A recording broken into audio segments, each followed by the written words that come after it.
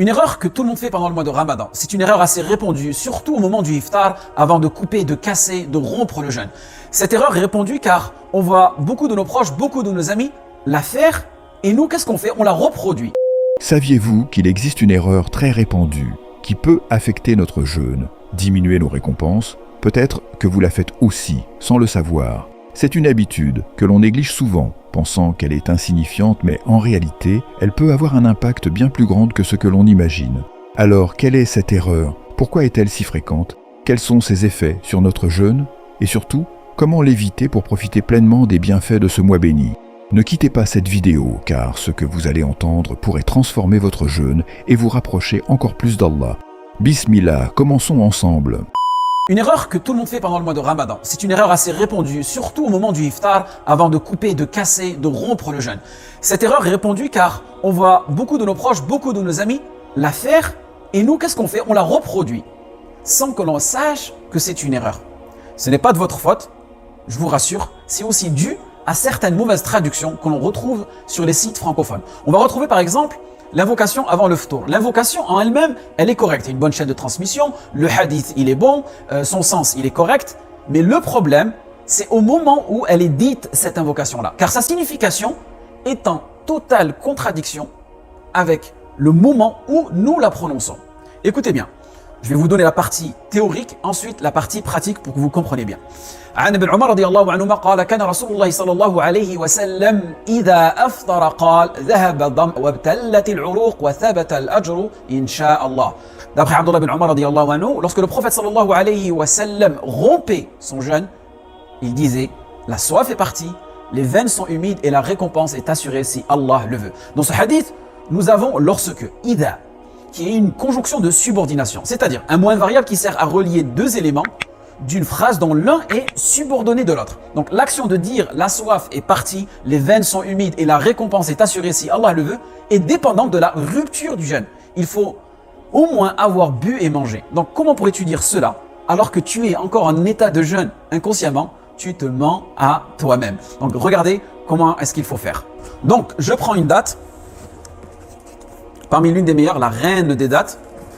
Très belle récolte cette année. Lillahi alhamd. Donc voilà, regardez comme elles sont belles, Allah mabarak. Donc tout simplement, je la prends d'ici, regardez. Et là, qu'est-ce que je vais dire? Je vais dire Bismillah. Donc, il y a souvent des personnes qui oublient de dire Bismillah. Je dis Bismillah, et là, je romps le jeûne. Je casse mon jeûne.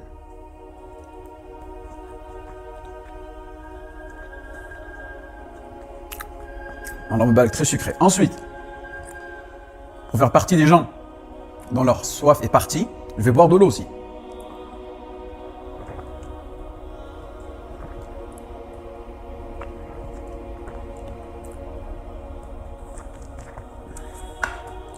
Alhamdulillah. Donc, c'est une sunna aussi. Le prophète sallallahu alayhi wa sallam, il cassait son jeûne, il rompait son jeûne avec quelque chose de sucré. Et il est bien aussi de boire de l'eau juste après. Et là, maintenant, qu'est-ce que je vais dire? Je vais prononcer l'invocation.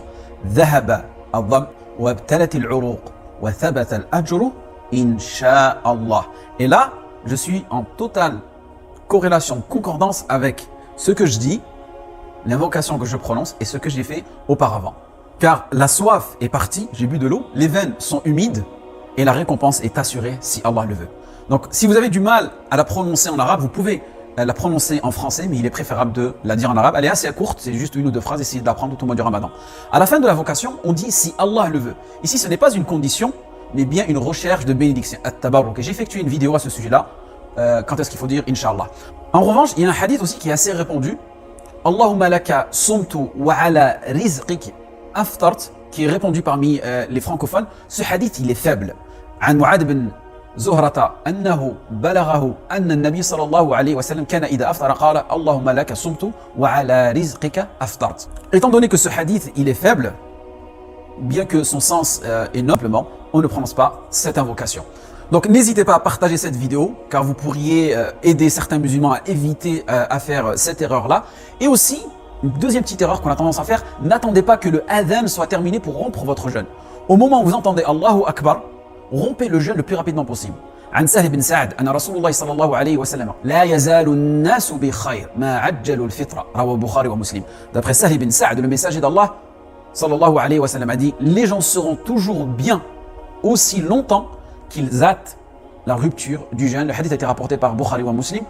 Donc essayez d'appliquer ces deux sunnas en espérant que ce rappel a été bénéfique. N'hésitez pas à partager. Subhanallah, nous avons vu à quel point cette erreur est courante et combien il est important de l'éviter pour préserver notre jeûne et en tirer tous les bienfaits. Rappelons-nous que le Ramadan est un mois de miséricorde, de pardon et d'efforts sincères. Dites-moi en commentaire si vous connaissez déjà cette erreur et si vous avez appris quelque chose de nouveau aujourd'hui. N'oubliez pas de liker cette vidéo, de vous abonner et d'activer la cloche. Qu'Allah accepte notre jeûne, nos prières et nos bonnes actions. Qu'il nous guide et nous accorde sa miséricorde.